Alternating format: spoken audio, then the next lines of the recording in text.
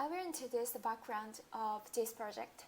This project focuses on the United Nations Sustainable Development Goals. SDGs are essential goals set by the United Nations for Sustainable Development. It contains 17 global goals and 169 achievement criteria.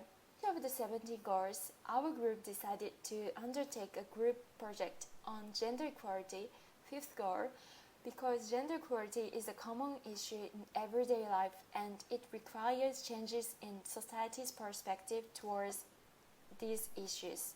Gender issues have come to the surface since the women began to enter international society. It has become a severe problem for the women to be forced into the unwanted marriages, be victims of violence, and be subjected to unfair discrimination in promotions and salary increases.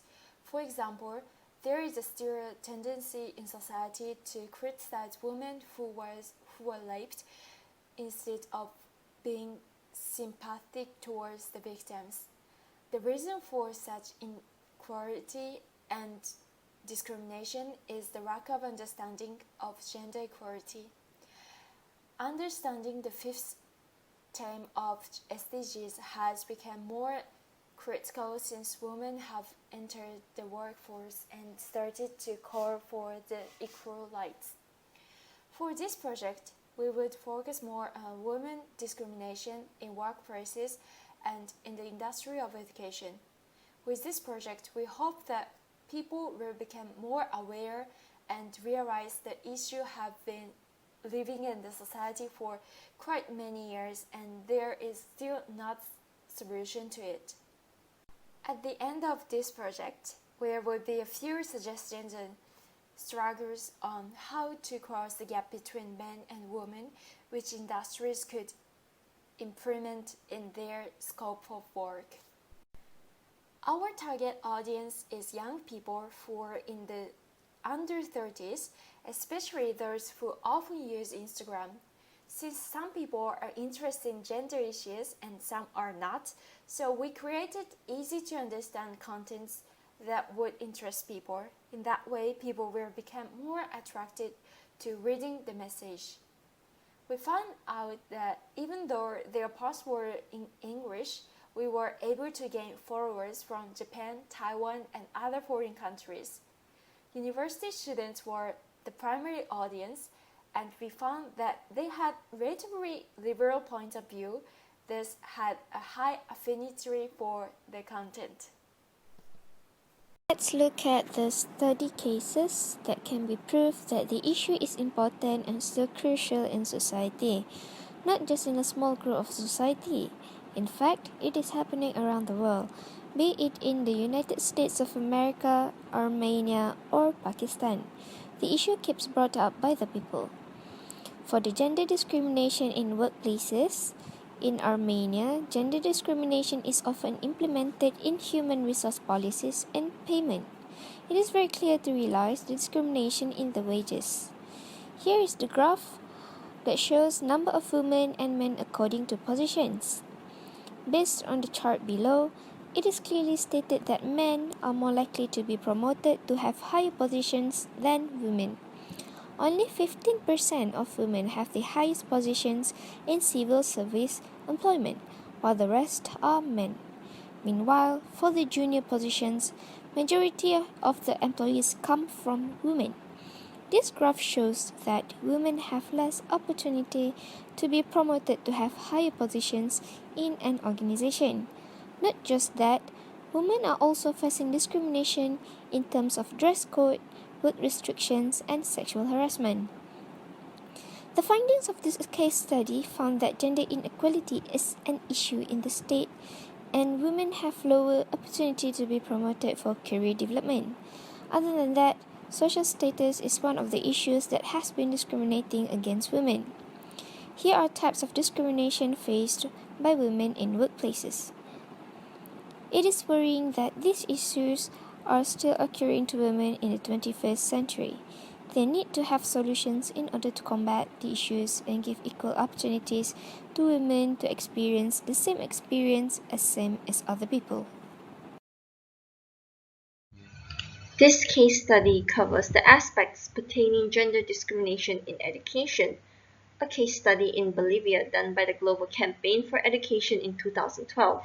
The GCE denoted a link between gender equality and the fulfillment of human rights in education, as there are inherent pervasive denial in human rights towards education, especially girls. The preliminary findings of GCE's global survey of gender in schools showed that more than one-fifth of girls in secondary schools are unhappy with their gender, and nearly two-fifths have been made fun of at school for being a girl. The Global Campaign for Education therefore sees the challenge posed by gender discrimination in education as multiple and strongly advocates for reorientation of policies and practices to ensure the deconstruction of gender stereotypes and promote equality of experience and relations for both sexes in education. 10% of adult women in Bolivia cannot read and write compared to just 5% of men, but there are still some signs of progress in efforts to educate young generations. Bolivia reported a 94% rate of girls transition to secondary education. Next, violence. One significant problem which affects women and girls' ability to realize their rights to education is violence. Physical integrity is not sufficiently protected, and this has created a serious crisis in education. 50% of Bolivian women are believed to have suffered physical, psychological, or sexual violence at the hands of men, and a study by Child Defense International Bolivia found that there are at least 100 cases of sexual assaults on children at school every day. Next, pregnancy. Although national education policy allows pregnant girls to continue with schooling, they are repeatedly excluded because school authorities bow to societal pressure against keeping pregnant girls in school. Civil society groups are currently contesting the decision of school authorities in El Alto to exclude 2 final-year pregnant girls from school. They were re-enrolled in line with national education policy, but due to reprisals from the public, the girls were once again excluded. The next section is indigenous discrimination. Indigenous women are disproportionately targeted by discrimination. For example, Amalia Laura is a 23-year-old girl, a law graduate who suffered repeated discrimination based on her indigenous and rural background while taking her university degree at an urban center. She was targeted for the traditional indigenous way she wore her hair and clothes throughout the years in university. Therefore, in the last few years, the Bolivian Campaign for the Right to Education and its allies have carried out a number of important initiatives addressing gender discrimination at national and local levels. Civil society pressure helped ensure that the new national education law affirms that the Bolivian state will promote education free of patriarchy, and a new law against violence in schools is currently being discussed in the parliament. Civil society organizations are campaigning for a new curriculum to be agreed based on gender equity for both primary and secondary education. The campaign also works hard to raise awareness, share information, and increase citizen participation in education policies. In conclusion, the GCE has seen undeniable progress in some aspects of gender equality in education. However, there is still a need for attention and investment in laws and policies to ensure girls will stay in school and acquire the learning experience to empower throughout life. GCE encourages CEWDAW to develop specific recommendations to states, which includes making state education free and compulsory, promote legal and policy framework to abolish gender violence and gender bias in schools, and encourage states to appropriately structure demand-side incentives such as stipends and cash transfers to counteract indirect and opportunity costs, and ensure that girls complete primary and transition to secondary. He4She is a social mobilization initiative that offers a systemic approach and tailored forum for men and boys to become reform agents for gender equality. According to UN People, ensuring gender equality necessitates an inclusive solution that considers men and boys as fair partners in the fight for women's freedom, as well as how they stand to profit from greater equality. In 2014, UN Secretary General Ban Ki-moon and UN Women Global Goodwill Ambassador Emma Watson launched the initiative, attracting hundreds of thousands of supporters from around the world, including Matt Damon and former President Barack Obama. The He for She logo unites traditional icons of gender to create a new symbol for our shared humanity. Its dynamic shape and strong contrast remind us what's possible when unique individuals stand together for the benefit of all. Nations work with the Pantone Color Institute to find a color that expresses the patience and excitement of he for she. Bright and bold, magenta is created by uniting both ends of the color spectrum, making it the ideal color to represent the solidarity movement for gender equality. As men begin to identify and join with issues more closely associated with women, stereotypical color usage is beginning to melt away. While over the last 100 years, pink shades have traditionally been seen as a sensitive expression of femininity, in the 21st century, pink has a contrasting function with a strong, hot shades of pink replacing red with a different call to arms. UN Women made a call at the start of the movement to organize the first 100,000 men, which is a target that was met in just 3 days. He for She's have received nearly 1.3 billion commitments in its 4 years of existence, with the figure continuing to rise. There have been 141,000 commitments from the United States alone, the majority of which have come from men. The campaign aims to achieve 4 general objectives through its lobbying activities. These 4 broad-based goals are to accelerate women's economic empowerment, to support women's role in peace and security processes, to advance women's political participation and leadership, and to eliminate gender-based violence. He for She released Impact in the fall of 2015 after its first year of growth. He for She Impact is a global initiative that involves core policymakers in government, businesses, and university to accelerate progress from the top. Implementing the He for She process and developing 3 ambitious, game-changing promise to advance and maintain gender equity for everyone, the Impact champions chosen make gender equality an operational priority. Every year, at the United Nations General Assembly in New York City, He for She announces in Impact champions. World leaders, CEO, university administrators, and public sectors leaders discuss groundbreaking ideas for gender equity and how they will be more powerful together. If you are interested to join this initiative in order to change the world to become the better version of the world, sign in to take part in this campaign via He for She official website.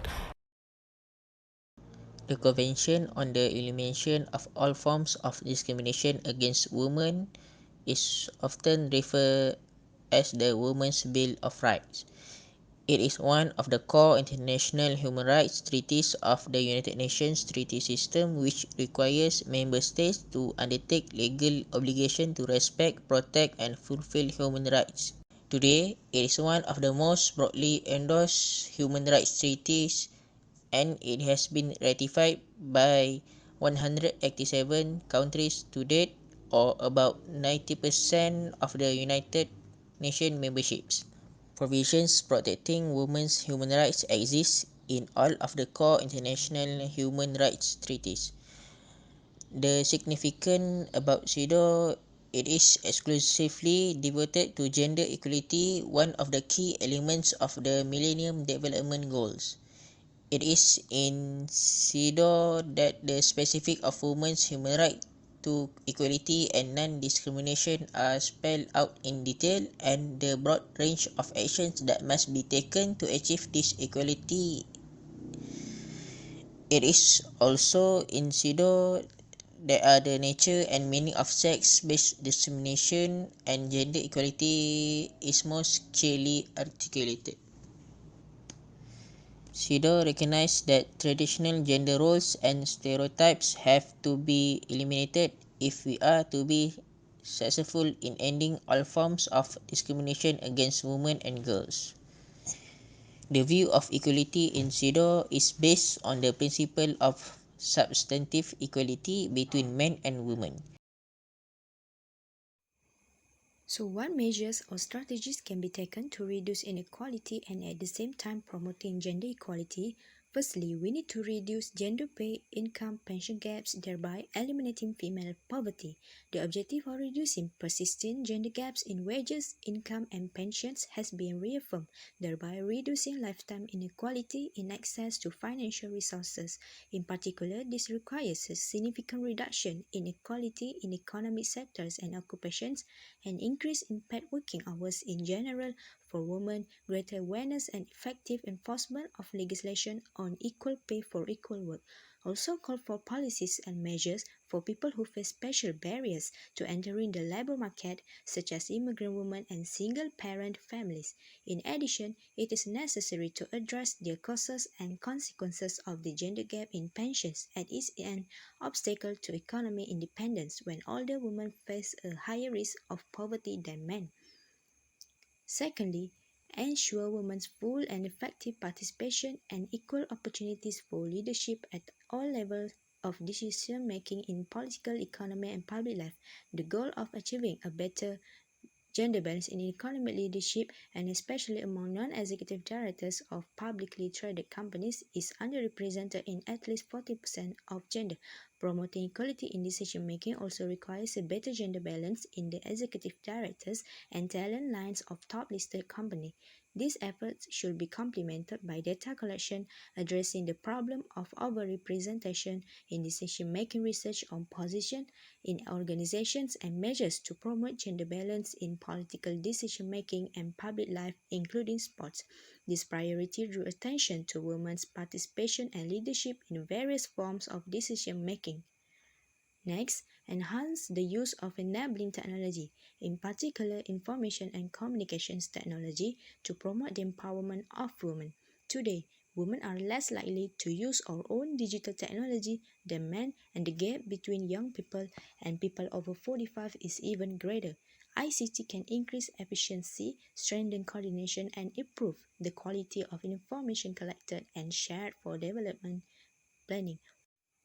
For countries to use ICT's women empowerment, governments must fully understand how the ICT ecosystem works in practice, the barriers to access, and how to overcome the challenges. ICT aims to raise awareness of the impact of infrastructure, applications, services, and user engagement policies on the ICT ecosystem, and support women organizations to work towards gender equality. The activities to promote the equality of men and women are the strongest relationships of gender relations when establishing their own agenda. Effective strategies include the analysis, networks, and organizational support of women, and include support for women with men in local political and social institutions. The advantages of the accounts of the administrative citizens are important to improve gender equality. Frequently, local organizations of local women have limited their ability to affect development and must be assured by to play this role. In conclusion, gender equality does not mean that women and men should be equal, but the rights, responsibilities, and opportunities of women and men will not depend on whether a man or a woman is born.